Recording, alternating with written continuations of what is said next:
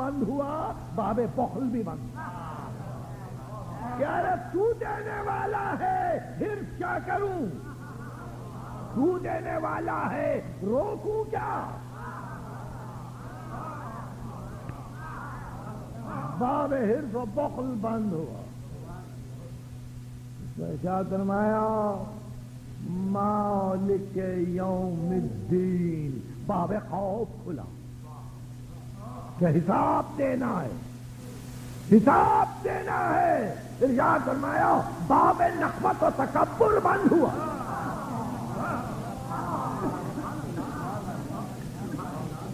کہ یوم دین کا مالک ہے، ایاک نعبد و ایاک نستعین۔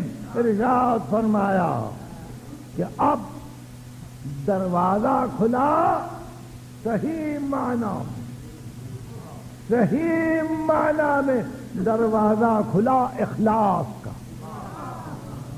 خلوص بندگی کا، اخلاص پیدا ہوا۔ تیری ہی عبادت کرتا ہوں اور تجھی سے مدد چاہتا ہوں۔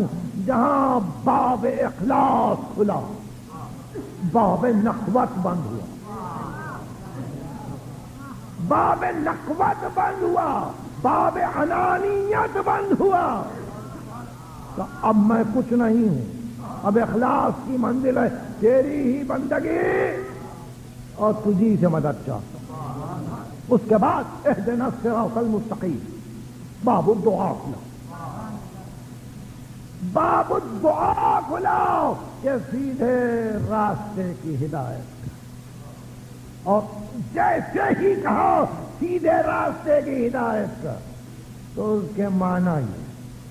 کے معنی یہ ہے کہ تکبر کو ختم کیا، طبیعت سے کبر کو مٹایا، اور پھر صرف اس دھن میں کہ سیدھی راہ ملے گی، اپنے آپ کو آمادہ کیا کہ میں اب ایک کا ہو رہوں، ایک کے اشارے پر چلوں، ایک کی مرضی پر چلوں اور اسی سے مدد مانگوں، اسی سے مدد۔ تو جب کہا اہدنا الصراط المستقیم، تو ایک اور بھی راہ پیدا ہوئی کہ لاوارثی کا ڈر گیا،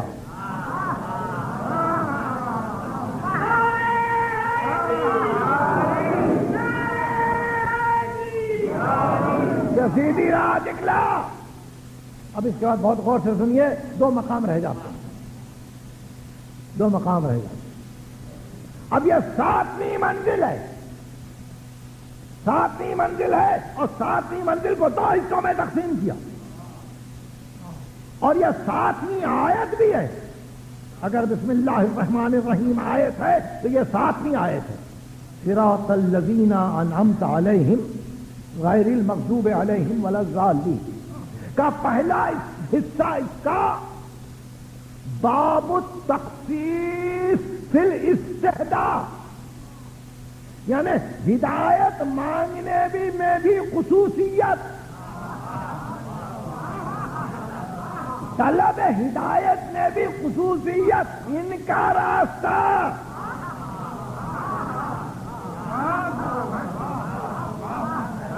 دیکھیے بہت عجیب منزل اور عجیب مقام، باب التخصیص فی الاستہداء، ہدایت مانگ رہا ہوں مگر خصوصیت کے ساتھ ان کا راستہ۔ فرمایا تولا غیر المغضوب علیہم ولا الضالین، یہ بھی باب التخصیص فی الاستہداء، تبرع۔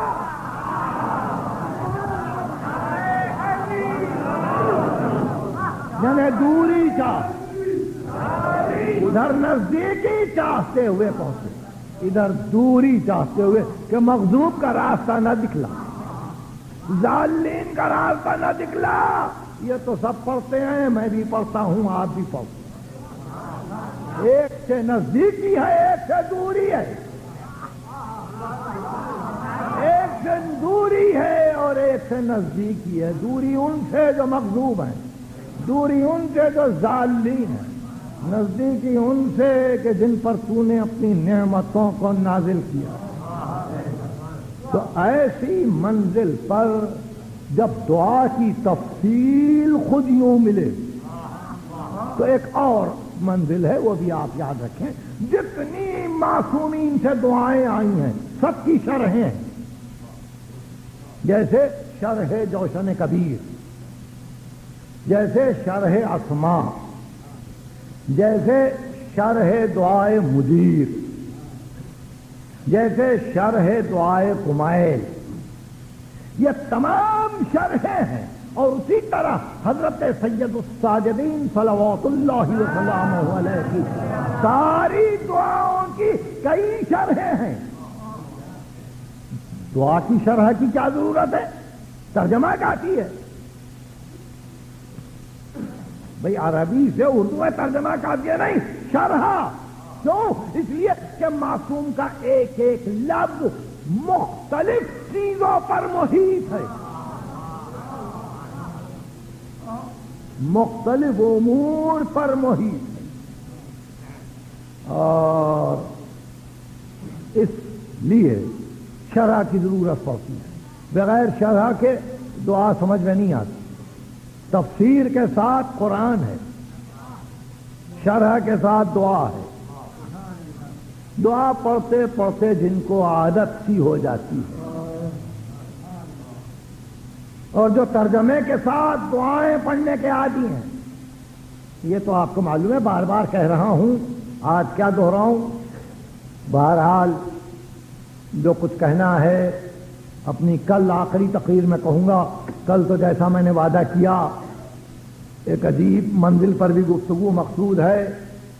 وہ آپ کو یاد ہوگا، پہلی تقریر میں نے کہا تھا کہ خواجہ فرید الدین عطار نے لفظ دعا کو ایک جگہ استعمال کیا ہے اور اس کی تشریح میں 10 شعر کہہ دیے ہیں۔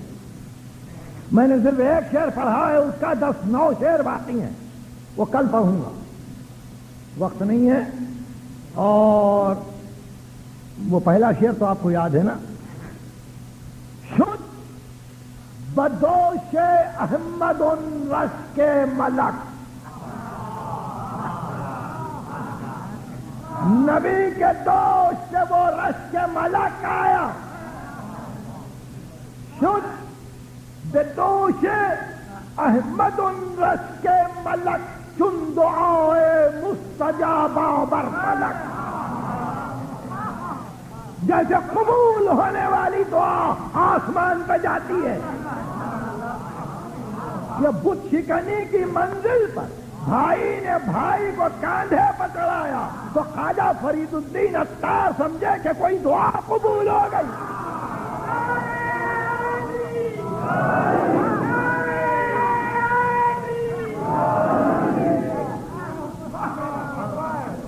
مگر اس کے بعد کیونکہ ظاہر ہے وہ تھمتے نہیں تھے، رکتے نہیں تھے، ان کو کہیں اور آگے جانا تھا، اس لیے وہ کہاں تک جائیں گے اس کو تو آپ کل ملاحظہ فرمائیں گے، کیونکہ اس کے بعد مسلسل خواجہ عطار نے 9 شعر کہے کہ یہ دعائے مستجابہ کیا ہے، یہ دعا کیسے بنے۔ شد بدوش احمد رشک ملک، چن دعائے مستجابہ بر فلک۔ مجھے اپنا وعدہ یاد ہے، کل اس کی بھی تکمیل ضروری ہے۔ اور پھر اس کے ساتھ ہی ساتھ سلسلہ کلام کو خاتمے پہ پہنچاتے ہوئے یہ بھی عرض کر دینا ہے کہ اگر ذوق دعا کو فطرت بشر سے الگ کر لیا جائے تو کیا رہ جاتا ہے؟ کبھی ذوق دعا کو فطرت بشر سے اگر الگ کیا جائے تو کیا رہ جاتا ہے؟ عجیب بات ہے فطرت بشر اور ذوق دعا دونوں ساتھ ساتھ ہیں۔ اس لیے کہ ایک محتاج ہے اور جس کی بارگاہ میں دعا کر رہا ہے وہ صمد ہے، وہ غنی ہے، بے نیاز ہے۔ اس کو ضرورت ہے احتیاج کی تکمیل کی، اس کو منظور ہے کہ مانگے۔ تقریر خاتمے پہنچ رہی ہے، معصوم سے پوچھا گیا کہ یا اپنا رسول اللہ، اللہ کو سب سے زیادہ کون سا عمل بندے کا پسند ہے؟ حضرت امام صادق صلوات اللہ وسلامہ علیہ کہ سب سے زیادہ کون سا عمل بندے کا خدا کو پسند ہے؟ ارشاد فرمایا بس یہی کہ مانگتا جائے، مانگتا جائے، سوال کرتا جائے۔ تو اس نے سر جھکا کے کہا کیا مسلسل مانگے، پیہم مانگے؟ ارشاد فرمایا یہی تو ہے کہ اگر مسلسل محتاج نہیں ہے، مسلسل احتیاج نہیں ہے، سانس کو کھینچ کے اگر مطمئن ہے کہ اب یہ واپس پھر آئے گی، نفس کو کھینچ کے اگر یقین ہے کہ اب دوسری سانس بھی لوں گا تو دعا نہ کرے۔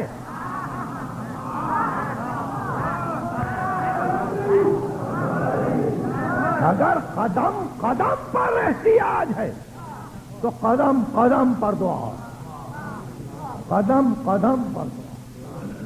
اس لیے بعض دعاؤں میں تو کہا کہ دعا کو شروع کرتے ہوئے یا ربی یا ربی یا ربی اتنی مرتبہ کہو کہ سانس منقطع ہو،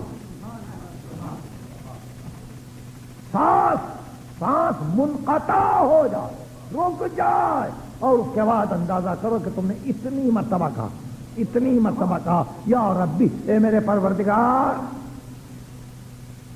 تو معصوم فرماتے ہیں اللہ کو سب سے بہتر عمل جو پسند ہے بندے کا وہ یہ کہ مسلسل دعا، مسلسل۔ اور ہمارے لیے باعث صد افتخار و نازش یہ ہے کہ جس کا نام لے رہے ہیں، جس کو پکار رہے ہیں، دنیا ابھی تک اسی دھوکے میں ہے کہ کیا سمجھ کے پکار رہے ہیں۔ ہم اس دنیا کو یہ بتلانا چاہتے ہیں کہ ان بندوں کو پکار رہے ہیں جنہوں نے دعا کا سلیقہ دیا ہے،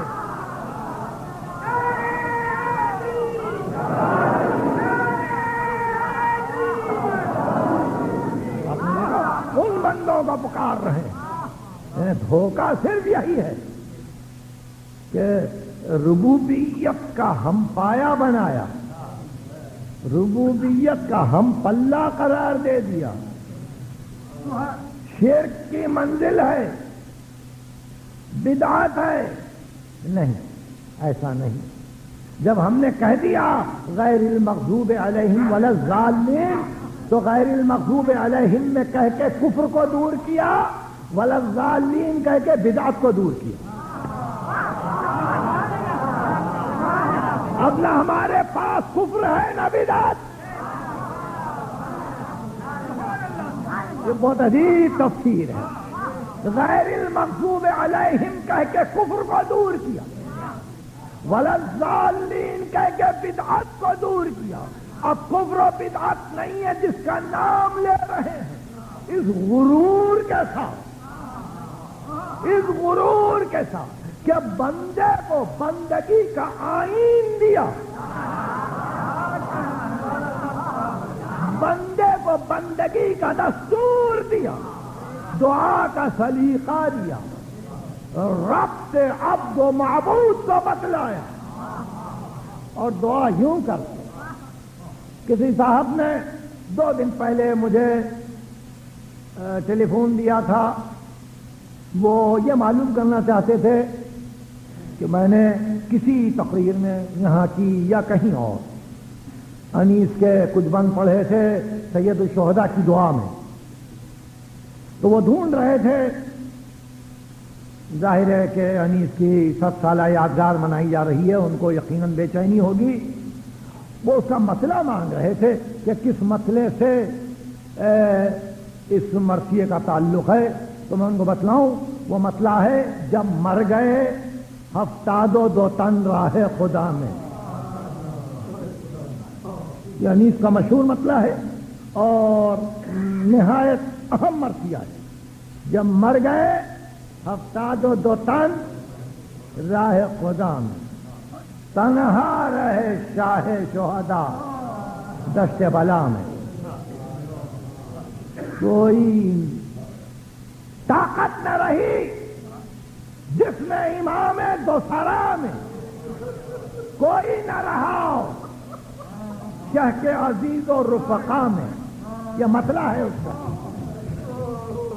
سرکار کی رونق تھی نہ دربار تھا باقی، لٹنے کو حرم مرنے کو سردار تھا باقی. لیکن یہاں سے دعا انیس نے شروع کی، یہاں سے دعا انیس نے شروع کی.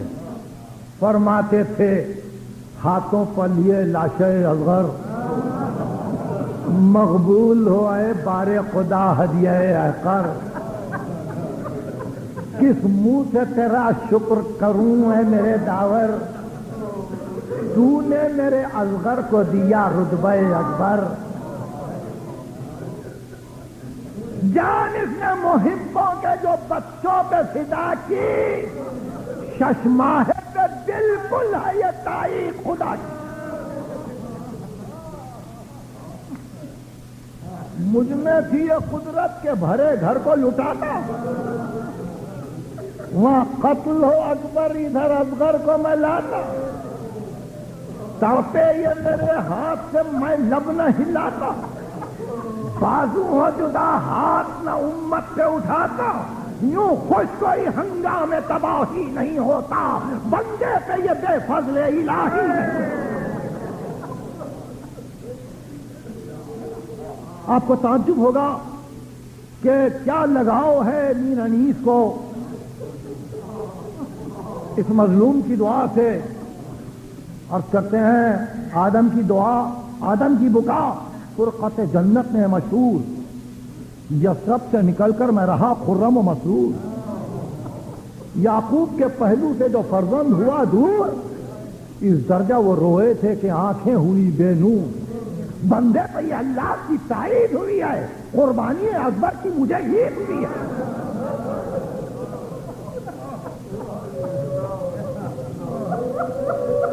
بندے پہ یہ اللہ کی تائید ہوئی ہے، قربانی اکبر کی مجھے عید ہوئی ہے.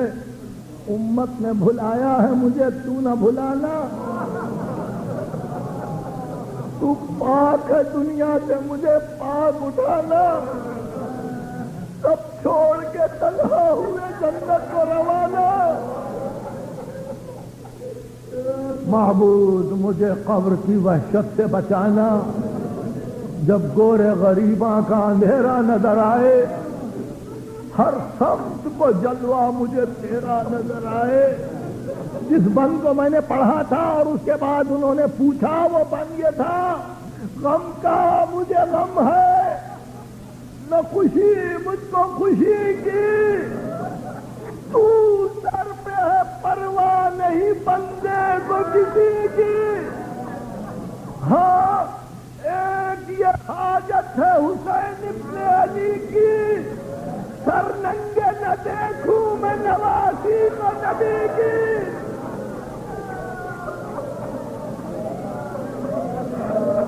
غم کا مجھے غم ہے نہ خوشی مجھ کو خوشی کی. تو سر پہ ہے پرواہ نہیں بندے کو کسی کی. ہاں ایک یہ حاجت ہے حسین ابن علی کی، سر ننگے نہ دیکھوں میں نواسی کو نبی کی. بے پردہ وہ جب ہو کہ میں پیوند زمین ہوں اور یوں تیری مرضی ہے تو باہر بھی نہیں ہوں.